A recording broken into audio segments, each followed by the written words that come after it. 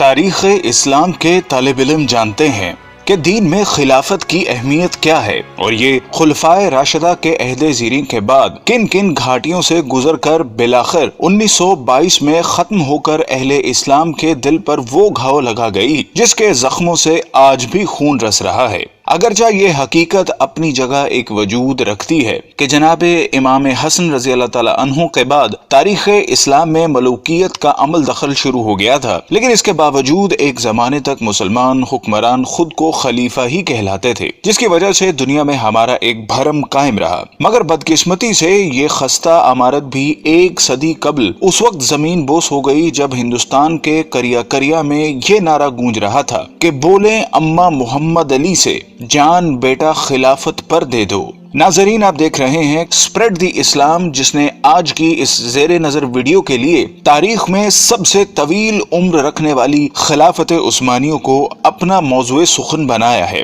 جس میں اس عہد کے سرسری جائزے کے ساتھ ساتھ اس معاہدے کا بھی خاص طور پر تذکرہ کیا جائے گا جو کہ اس کے خاتمے کے وقت اتحادی قوتوں اور اس کے شکست خوردہ حکمران کے درمیان طے ہوا تھا، جس کی عمر 100 سال مقرر کی گئی تھی، اور ہم جانتے ہیں کہ یہ مدت آئندہ سالوں میں ختم ہو جانے والی ہے، جس کے بعد نہ صرف عالم اسلام بلکہ پوری دنیا میں ایک بہت بڑی تبدیلی کے مواقع موجود ہیں۔ لیکن اصل موضوع کی جانب بڑھنے سے قبل ہمارے اس قافلہ تحقیق و جستجو میں نئے شامل ہونے والے ساتھیوں سے درخواست ہے کہ وہ پہلے چینل کو سبسکرائب کر کے ساتھ موجود گھنٹی کی علامت کو بھی دبا دیں تاکہ اسی نوع کی ہماری دیگر ویڈیوز بھی ایک خودکار نظام کے ذریعے آپ تک پہنچتی رہیں۔ معزز ناظرین، بنو امیہ کی حکومت کے خاتمے کے بعد 132 ہجری میں خلافت بنو عباس کا قیام عمل میں آیا، جو کہ قریب 5 صدیوں تک قائم رہی، اور اس زمانے میں بغداد نہ صرف علم و حکمت کا گھر تصور ہوتا تھا بلکہ اس کا شمار دنیا کی طاقتور ترین حکومتوں میں بھی ہوتا تھا، جس کو ہارون الرشید اور مامون الرشید جیسے خلفاء نے قوت و حشمت کی بلندیوں تک پہنچا دیا تھا۔ لیکن فطرت کے اس اصول یعنی ہر کمال رزوال کے تناظر میں جب 8ویں خلیفہ معتصم باللہ کے بعد عباسیوں نے محض ہوس اقتدار کو اپنا مطمع نظر بنا لیا تو ہلاکو خاں کے ہاتھوں اس کا بھی خاتمہ ہو گیا، اور یہ تاریخ اسلام کا وہ خونی باب ہے جس کو رقم کرنے کے لیے شیر کا کلیجہ درکار ہے۔ لیکن چونکہ آج کا ہمارا موضوع خلافت عثمانیہ ہے جس نے اسی راک سے جنم لیا، سو ہم اسی تک محدود رہتے ہوئے ابھی اس سے صرف نظر کریں گے۔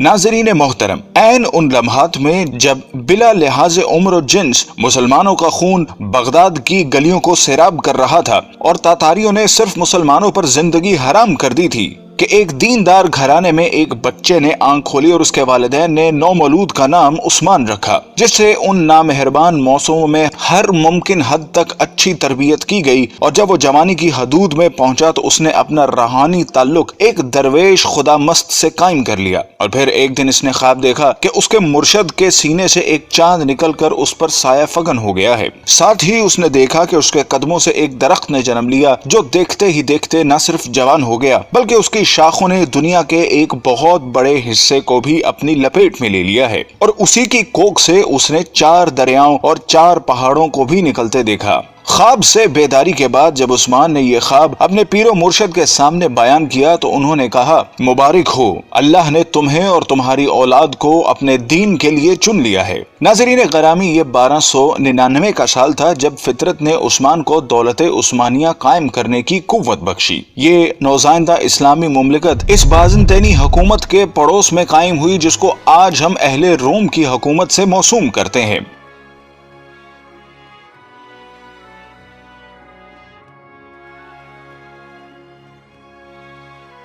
قابل قدر ناظرین، عثمان، جس کو ترک آج بھی غازی عثمان کے نام سے یاد کرتے ہیں، کا عہد حکومت ایک مثال کے طور پر پیش کیا جاتا ہے جس میں عدل و انصاف کی حکمرانی تھی۔ غازی عثمان نے اپنی زندگی میں ایک ایسی سلطنت کی بنیاد رکھی جو کہ آنے والی کئی صدیوں تک قائم رہی۔ یہ عظیم حکمران جب 1226 میں اس دنیا سے رخصت ہوا تو اس نے موت سے قبل اپنے بیٹے اور خان کو جو نصیحت کی وہ آج بھی کتب تاریخ میں ایک بہترین ضابطے کی صورت میں موجود ہے۔ اس نے کہا کہ جہاد فی سبیل اللہ کو قائم رکھتے ہوئے ہمیشہ دین اسلام کا پرچم سر بلند رکھنا اور ہمیشہ عدل و انصاف پر قائم رہنا۔ اس نے کہا کہ میری نسل سے جو شخص بھی اسلام سے بے وفائی کا مرتکب ہوگا تو وہ روز حشر رسول اللہ صلی اللہ علیہ وسلم کی شفاعت سے محروم رہے گا۔ اور پھر اس کے بعد 627 سال تک دولت عثمانیہ پر اسلامی خلافت قائم رہی، جس دوران کئی ایک نامور حکمران آئے جنہوں نے اس کی آبیاری کرتے ہوئے اسے دنیا کی ایک عظیم سلطنت میں بدل دیا۔ اور پھر آنے والے وقت نے ثابت کیا کہ عثمان کے خواب میں آنے والے دریاؤں میں دجلہ، فرات، نیل اور دریائے دینوب شامل تھے،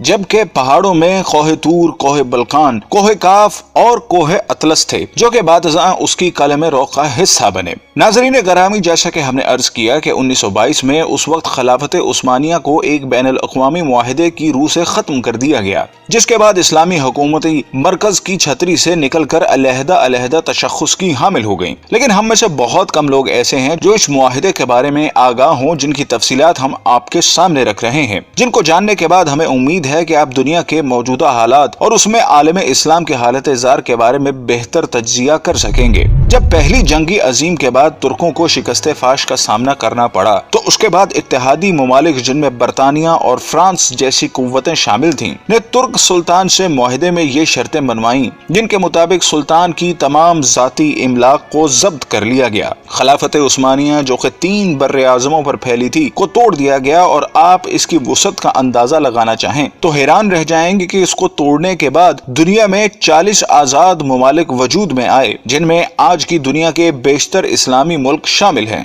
گویا مسلمانوں کی قوت مختلف 40 دائروں میں تقسیم ہو کر رہ گئی، جس کے بعد یہودی اور نصرانی دنیا کے لیے سپر پاور بننے کا راستہ ہموار کیا گیا۔ ترکی جو کہ اس سے قبل عالم اسلام کا مرکز تصور ہوتا تھا کو سیکولر اسٹیٹ کا درجہ دے دیا گیا، سلطان کے 3 بر اعظموں پر پھیلے ہوئے اثاثوں کو ضبط کر لیا گیا، اور ترکی میں آئندہ 100 سال تک اسلامی نظام کے نفاذ اور خلافت پر پابندی عائد کر دی گئی۔ اس کے علاوہ اس کو معاشی طور پر تباہ و برباد کرنے کے لیے یہ شرط بھی رکھی گئی کہ وہ اگلے 100 سال تک اپنی معدنیات جن میں تیل کی نمایاں دولت تھی کو استعمال نہیں کرے گا، اور تیل کے مزید کنویں بھی نہیں کھودے جائیں گے۔ جبکہ مزید ظلم یہ کیا گیا کہ اس کی بندرگاہ باسفورس پر ترکی کی ملکیت کو ختم کرتے ہوئے اسے عالمی تصرف میں دے دیا گیا، اور یہ شرط رکھی گئی کہ ترک اس سے کسی بھی قسم کا ٹیکس وصول نہ کر سکیں گے۔ یہ تمام شرائط نافذ کرنے کے بعد ساتھ ہی یہ بھی طے کر دیا گیا کہ ترک سلطنت اگلے 100 سال تک اس معاہدے کا احترام کرنے کی پابند ہوگی۔ ناظرین گرامی، وقت اپنی مخصوص رفتار کے ساتھ چلتا رہا اور ترک مسلمانوں اور بالعموم تمام عالم اسلام نے یہ صدی کس کرب سے گزاری۔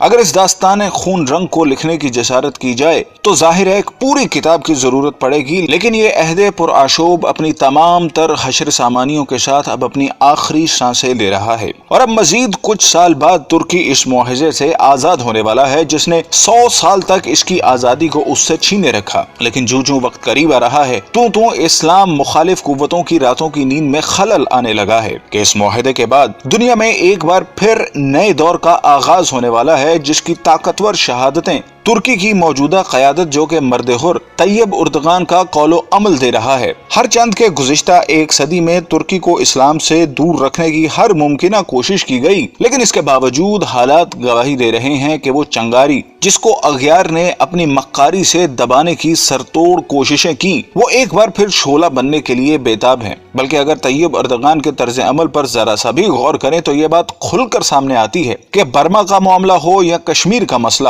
سب سے پہلے مسلمانوں کے حق میں جو آواز بلند ہوتی ہے وہ طیب اردغان کا نعرہ مستانہ ہوتا ہے۔ بلکہ حال ہی میں جب امریکی صدر ٹرمپ نے پاکستان کے خلاف زبان کھولی تو اس کی مذمت بھی سب سے پہلے ترکی کی سرزمین ہی سے کی گئی، اور جب یہ معاہدہ اپنی موت مر جائے گا تو پھر حالات کیا رخ اختیار کریں گے اس کا اندازہ لگانا کوئی زیادہ مشکل کام نہیں۔ بلکہ طیب اردغان کا یہ بیان کہ 2023 کے بعد ترکی پہلے جیسا بیمار ملک نہیں رہے گا بلکہ وہ عالمی سیاست میں ایک صحت مند کردار ادا کرے گا، اس بات کا غماز ہے کہ آنے والے وقتوں کے لیے خود کو تیار کر چکا ہے، اور شاید اقبال کا اس شعر کی تفسیر آمدہ برسوں میں آنے والی ہے: اگر عثمانیوں پہ کوہ غم ٹوٹا تو کیا غم ہے کہ خون 100,000 انجم سے ہوتی ہے سحر پیدا۔ ناظرین کرام، اگر ہم تاریخ کے آئینے میں دیکھنے کی جسارت کریں تو یہ بات کھل کر سامنے آتی ہے کہ طاغوت کی ہمیشہ یہی کوشش رہی کہ اسلام کبھی بھی دنیا کے کسی بھی خطے میں اپنی اصل شکل کے ساتھ نافذ نہ ہو سکے،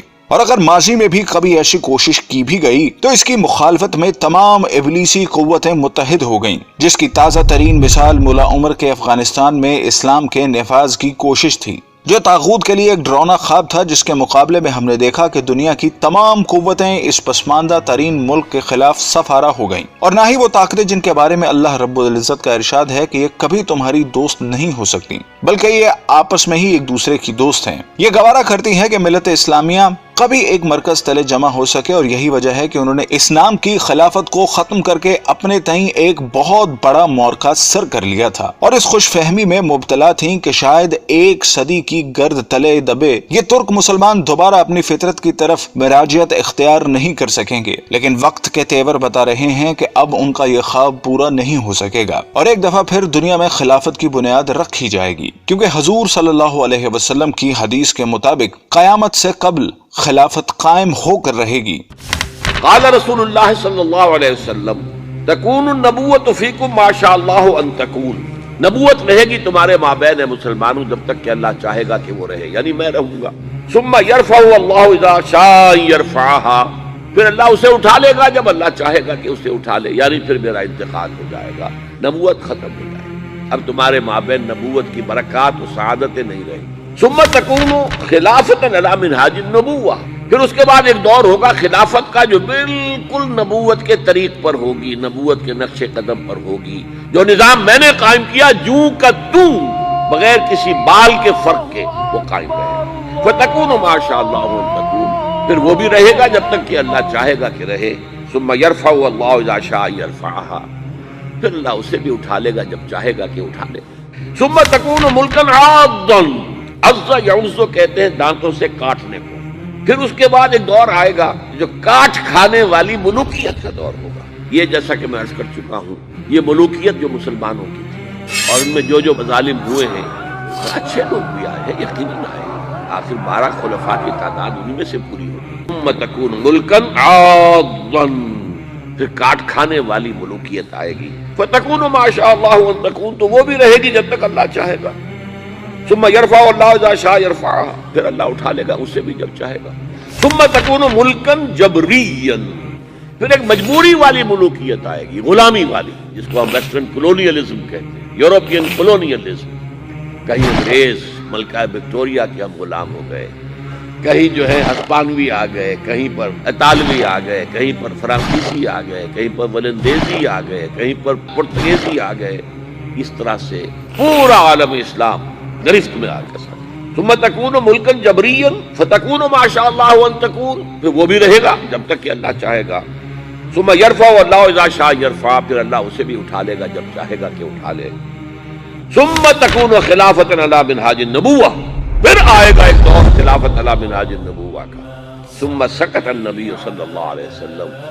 اس کے بعد خاموش ہو گئے حضور۔ تاریخ انسانی کا یہ آخری دور ہوگا۔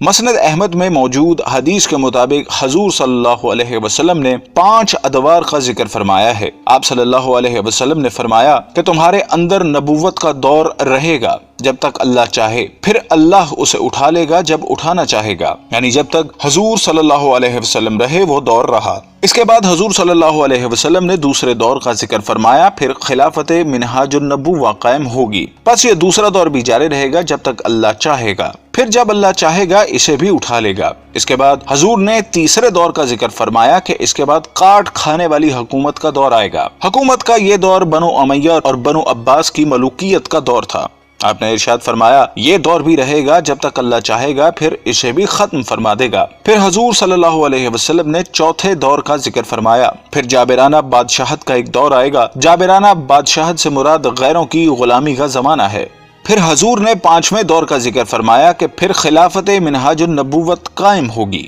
یعنی پھر پہلے ہی کی طرح خلافت کا دور آئے گا جو نبوت کے نقشے پر ہی قائم ہوگا۔ ہمارا ایمان ہے کہ وہ دور لازماً آئے گا جس کی خبر حضور نے دے دی ہے کہ آپ صلی اللہ علیہ وسلم سچے ہیں اور آپ کی خبر کبھی غلط نہیں ہو سکتی۔ ناظرین کرام، خلافت عثمانیہ کی سرزمین پر طیب اردغان جیسی شخصیت کی موجودگی اس بات کی دلالت کر رہی ہے کہ شاید آنے والا وقت ایک دفعہ پھر اس امت کو ایک جھنڈے تلے جمع کرنے کے لیے اپنی چال چل چکا ہے۔ ہماری دعا ہے کہ خدا وہ وقت جلدی لائے کہ امت کے ان زرخیز اور مقدر دماغوں کے اندر وہ احساس زیاں جنم لے سکے جو کہ اتحاد امت کے راستوں کا نقیب بن سکے۔ آمین۔